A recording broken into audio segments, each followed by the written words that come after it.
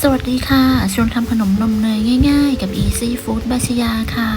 คลิปนี้มาชวนทำบัตเตอร์เค้กกาแฟอัลมอนด์ค่ะสูตรบัตเตอร์เค้กเนื้อนุ่มทำง่ายอร่อยด้วยค่ะใครที่ชอบเค้กกาแฟหรือใครที่ชอบบัตเตอร์เค้กบอกเลยว่าต้องไม่พลาดเมนูนี้นะคะเป็นบัตเตอร์เค้กกาแฟที่เนื้อนุ่มฉ่ำมากเราไปดูวิธีทำกันเลยค่ะ เริ่มแรกแจ็คก็จะมาเปิดเตาวอร์มไฟก่อนแจ็คจะอบที่อุณหภูมิ170องศาก็จะวอร์มไฟไว้ที่180องศาเพื่อป้องกันไฟลดลงจากการที่เราเปิดปิดเตาค่ะต่อไปเรามาทำนมกาแฟกันวิธีการก็คือใส่ผงกาแฟลงไปในนมร้อนคนให้เข้ากันค่ะแล้วก็พักเขาไว้ให้เย็นเสร็จแล้วเราก็มาตีเนยค่ะจะใช้เป็นเนยเค็มเป็นเนยที่ยังมีความเย็นแต่ว่าเนยจะไม่แข็งมากสามารถใช้ไม้พายตัดได้แบบนี้ค่ะถ้าก้อนใหญ่เราก็หั่นเขาเป็นชิ้นเล็กเวลาที่ตีจะได้ตีง่ายค่ะ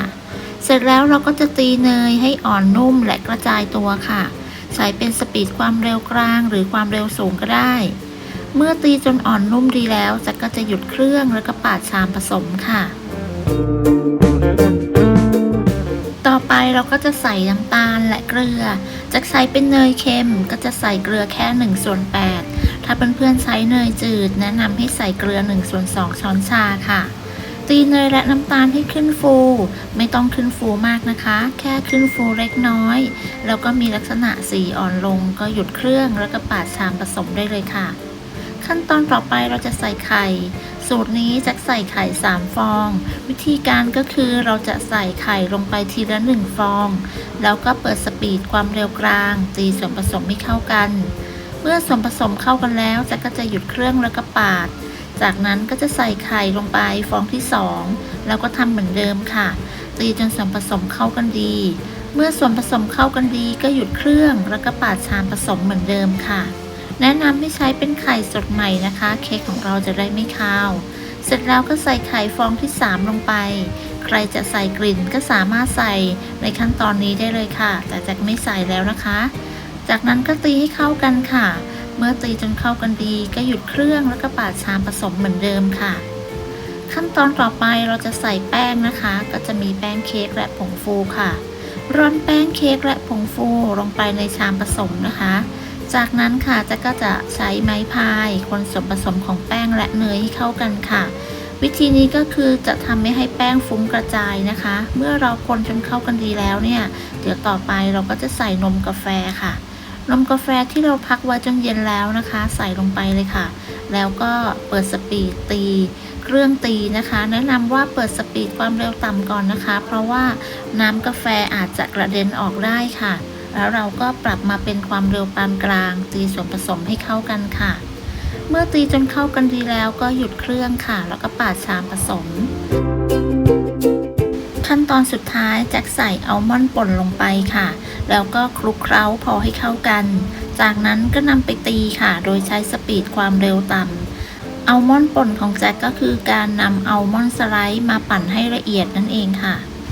เมื่อตีจนส่วนผสมเข้ากันดีแล้วเราก็หยุดเครื่องค่ะแล้วก็ปาดชามผสมขั้นตอนต่อไปเดี๋ยวเราก็จะนำส่วนผสมนี้ไปเทใส่ถาดกันถาดที่ใช้จะเป็นขนาด7x7x2 นิ้วทายเนยหรือน้ำมันที่ก้นถาดแล้วก็ข้างๆถาดให้รอบเลยค่ะจากนั้นวางกระดาษรองอบลงไปเราก็เทส่วนผสมลงไปได้ทั้งหมดสูตรนี้ใส่ได้ทั้งหมดเลยนะคะจากนั้นก็เกลี่ยส่วนผสมให้ทั่วถาดแล้วก็เคาะเพื่อไล่อากาศหรือจะใช้ไม้สะอาดๆคนเพื่อไล่อากาศด้วยก็ได้ค่ะจากนั้นก็ใช้ไม้พายช่วยปาดเค้กหน้าให้เรียบค่ะต่อไปจะโรยอัลมอนด์ด้านบนค่ะเป็นอัลมอนด์สไลด์นะคะโรยให้ทั่วหน้าเค้กเลยค่ะอัลมอนด์สไลด์ไม่จำเป็นต้องนำไปอบก่อนนะคะเดี๋ยวให้เขาเข้าไปสุกพร้อมกับเค้กเลยค่ะโรยอัลมอนด์จนพอใจแล้วก็นำเข้าอบได้เลยอบที่อุณหภูมิ170องศาใช้ไฟบนล่างไม่เปิดพัดลมจัดวางไว้ชั้นล่างของเตาอบใช้เวลาอยู่ที่ประมาณ35นาทีค่ะเมื่อครบเวลาก็เปิดเตาเช็คสุกด้วยการใช้ไม้สะอาดจิ้มลงไปถ้าไม่มีเศษเค้กแฉะติดออกมาก็คือสุกแล้ว